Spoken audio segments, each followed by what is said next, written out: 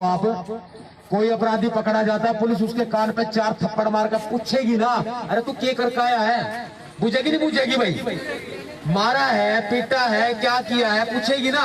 मतलब उससे यही नहीं पूछे तू क्या करके आया है। सब कुछ पता है प्रशासन को, जानबूझ के अंदर अनजान बना हुआ है। दामाद बना लो अपना उनको, लेकिन हमारी इज्जत के साथ खिलवाड़ मत करो।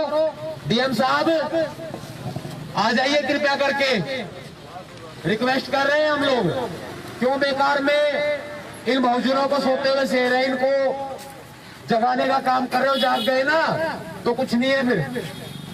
मैं रिक्वेस्ट कर रहा हूं प्रशासन से, मैं रिक्वेस्ट कर रहा हूं कानून का पालन करते हैं। डीएम साहब से रिक्वेस्ट कर रहा हूं, पद का सम्मान करता हूं जी।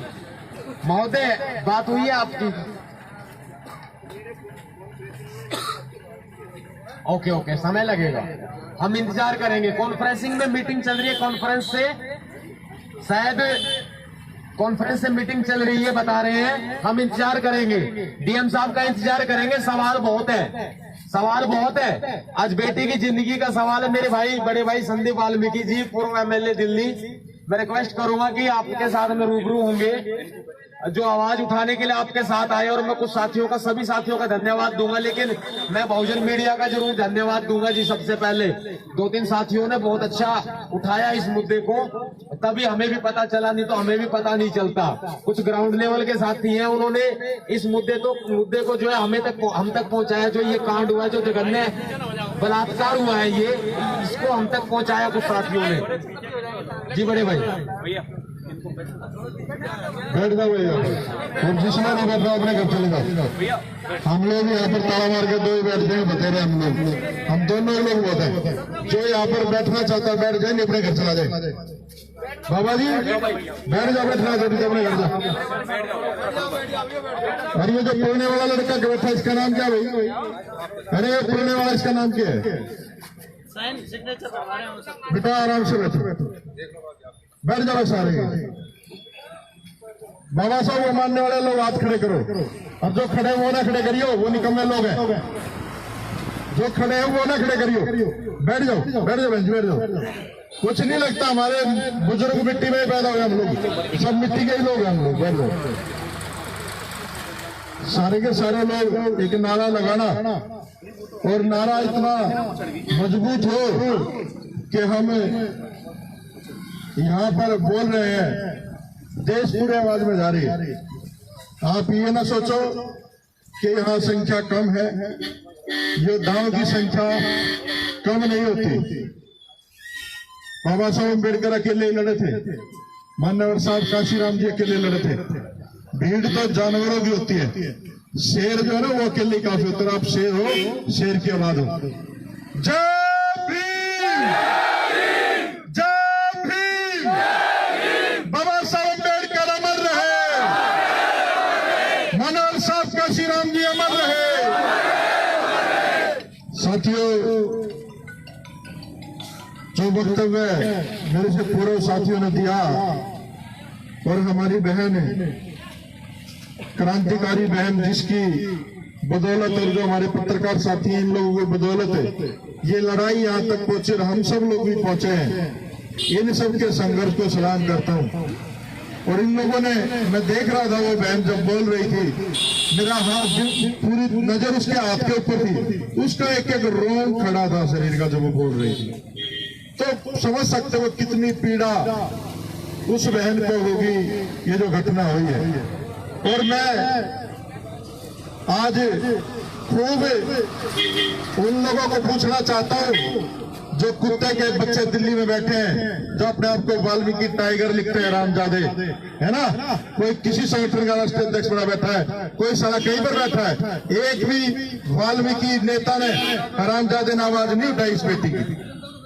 जितने भी लोग वहां पर जान दे ना, जा जाएगा, जान दे, अरे जान दे, जिसकी जगह यही आना है, कोई बात नहीं, जान दे, कब तक जाएंगे? जान दे। ये लोग यही चाहते थे उसकी गाड़ी लगा रहे थे तुम्हारे, जान दे, जान दे। आप लोग, सारा देश, भाई सुन लो, बात सुनो, सारा देश आज इस घटना से पीड़ित है। किस तरह की ये घटना हुई है, हम लोगों ने सभी लोगों ने जो यहाँ पहुंचे हैं, सोशल मीडिया के माध्यम से समाज के लोगों को बताया है।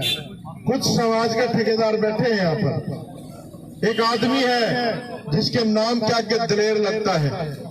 मुझे लगता वो लोमड़ी की भी उसकी औकात नहीं है इस देश में या इस देश की संसद में।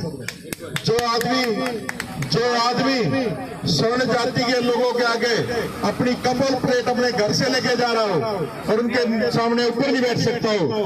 जसवंत भाई बड़े योद्धा है, हमारे बीच में पहुंचे हैं दिल्ली से।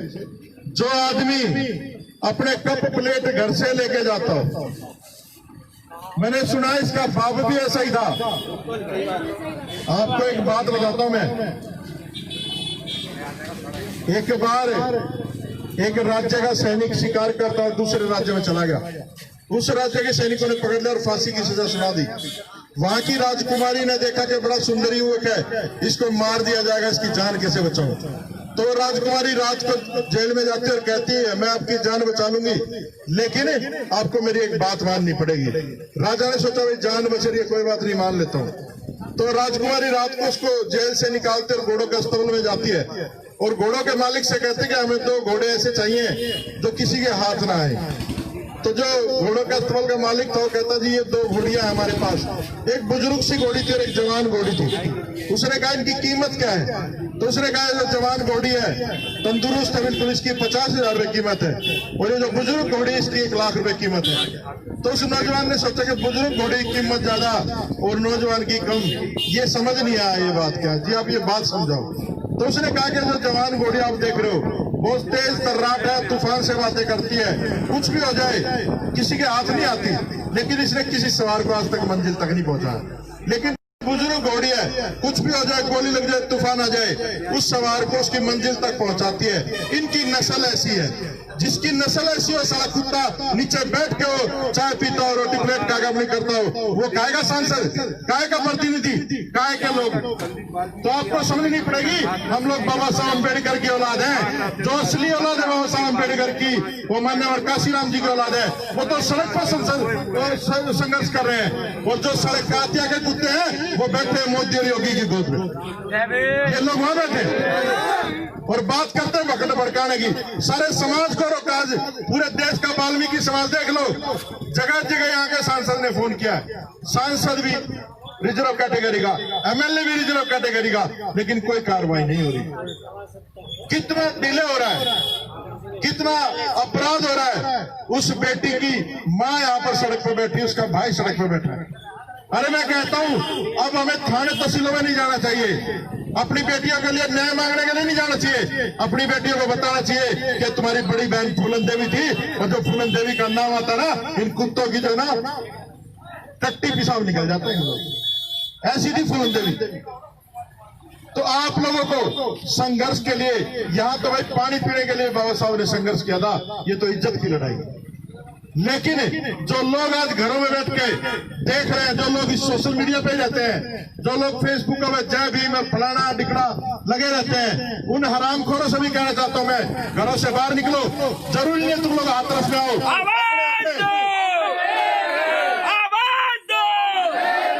अपने अपने जिले के कलेक्टरों को जाकर के आप लोग सड़क पे लेके आओ।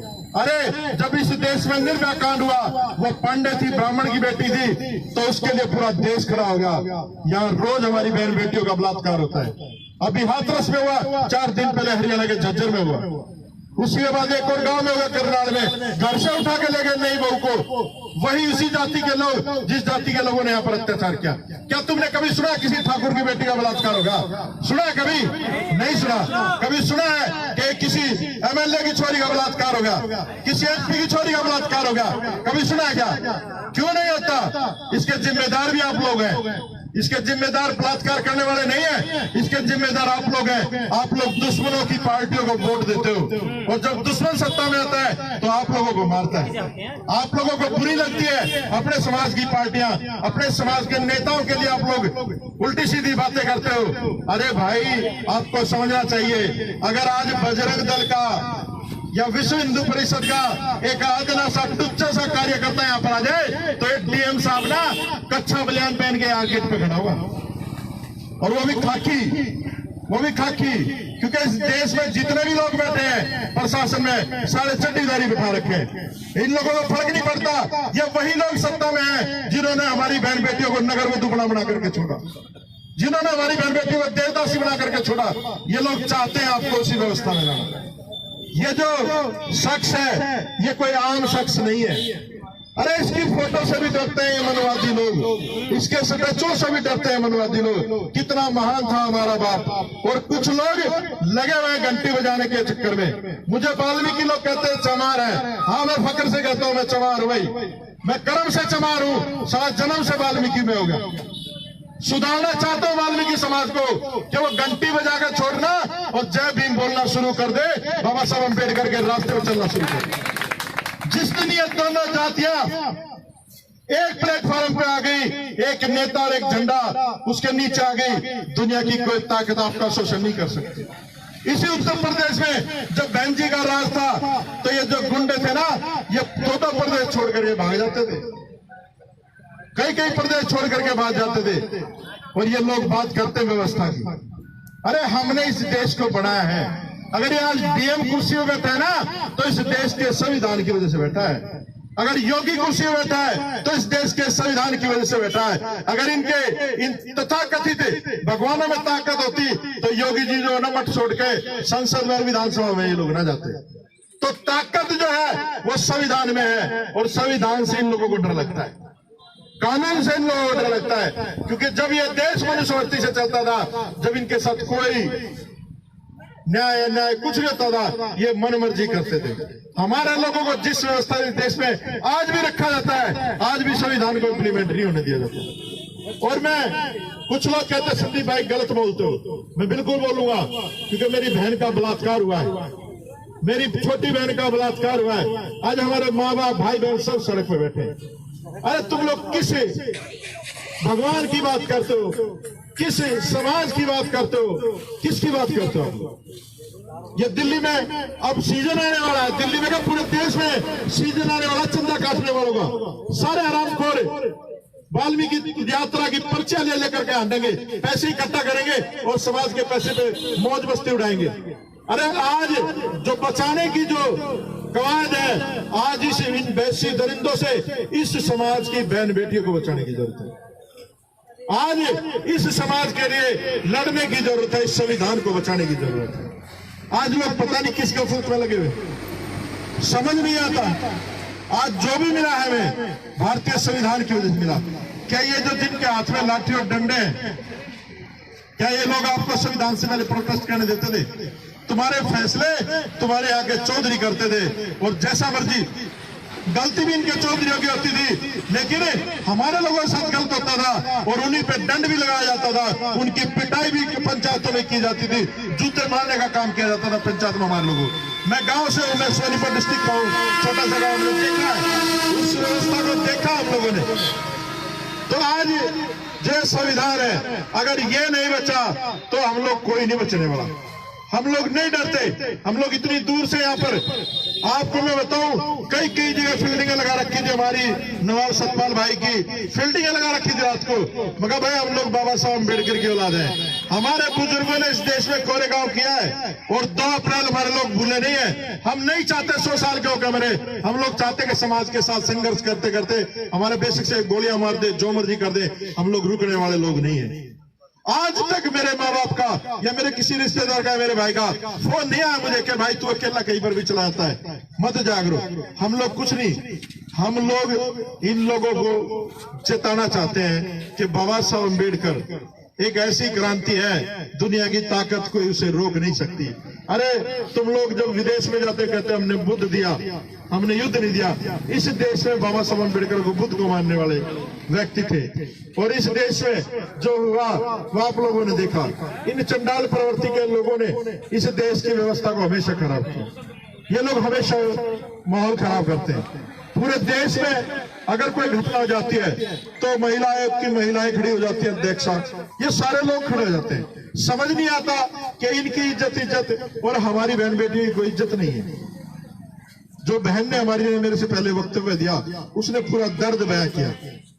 तो आज जो हमारी डिमांड है इस परिवार को न्याय दिलाने की, वो सारी इन लोगों से बात करने के लिए आए हैं। ये डीएम साहब पता नहीं अभी गाड़ी खाली गई है या बैठ के गया है, हम लोग उठने वाले लोग नहीं है।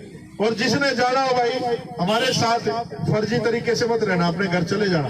हम लोग जो आए हैं यहाँ पर, हम लोग जाएंगे नहीं, यहीं पर बैठेंगे। और इनको आज हम समझा के जाएंगे। भाई साहब भी वकील और मैं भी वकील हूँ, ठीक है। अब मुझे उसका मेरा जो कुर्सी में बैठा वो वकील है नहीं है, उसको कानून सिखा के जाएंगे आज। और हमारे जो ये लोग है ना, ये चमार, ये बड़े खतरनाक लोग हैं।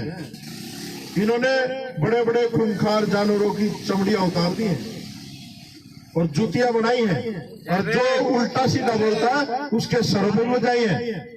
ज्यादा समय नहीं, उत्तर प्रदेश में 2022 में हाथी आ रहा है। और जिस दिन हाथी आ गया ना, हाथी का जो संविधान मानने वाला जो प्रक्रिया है, क्योंकि वो एक ऐसी पार्टी है, बहुजन समाज पार्टी, जो कॉन्स्टिट्यूशन को अपना मैनिफेस्टो मानती है। और जब हाथी के इस संविधान के पैर के नीचे ये मनवादी कुत्ते, जो ये लोग अत्याचारी लोग हैं, ये आएंगे ना, इनका पता भी नहीं चलेगा कहां चले गए। ये लोग देश छोड़ के भाग जाएंगे। और हम एक और अपील करता हूं इससे प्रोटेस्ट के माध्यम से, आए हुए हम दुख की घड़ी में, लेकिन 2022 में सारे देश के बहुजन समाज के लोग उत्तर प्रदेश में घुस जाओ। अपने समाज की एक भी वोट इधर उधर नहीं जानी चाहिए। अपनी सरकार बना लो। तुम्हारी सरकार नहीं है, इसीलिए तुम्हारी बहन बेटियों की इज्जत लूटी जा रही है। तुम्हारी सरकार नहीं है, इसलिए तुम लोग बाहर खड़े हो, इसलिए तुम लोग बाहर बैठे हो। अगर तुम्हारी सरकार होती, ये डीएम वहां पर कोटा आ रहता जहां पर वो घटना हुई है, ये हिलता नहीं वहां पर। इसको पता चल जाता कि ऊपर जो बैठे लोग हैं, गुमरान लोग हैं, वो न्याय प्रिय लोग हैं। और न्याय का सबसे बड़ा उदाहरण इस देश का संविधान है। अगर मैं भी कोई गलत काम करता हूं, मेरे लिए भी वही धारा है। अगर कोई ब्राह्मण भी वही काम करता है तो उसके लिए भी वही धारा है। बाबा साहब अम्बेडकर ने एक ऐसा डॉक्यूमेंट दिया है जो हमें भारत का नागरिक बनाता है। लेकिन ये लोग हमें ना तो इंसान समझते हैं, नागरिक तो बहुत दूर की बात है। और ये प्रक्रिया काफी लंबे समय से चली आ रही है। हम लोग बाबा साहब के कामों को रुकने नहीं देंगे, चाहे बात राजनीति की हो, चाहे मिशन की हो। हम लोग हर चौराहे, हर नुक्कड़ पर इन लोगों को इस नीले झंडे के साथ बुलंद खड़े हुए मिलेंगे। आज इस बहन की इस लड़ाई में बहुत सारे लोग सोशल मीडिया पे काम कर रहे हैं।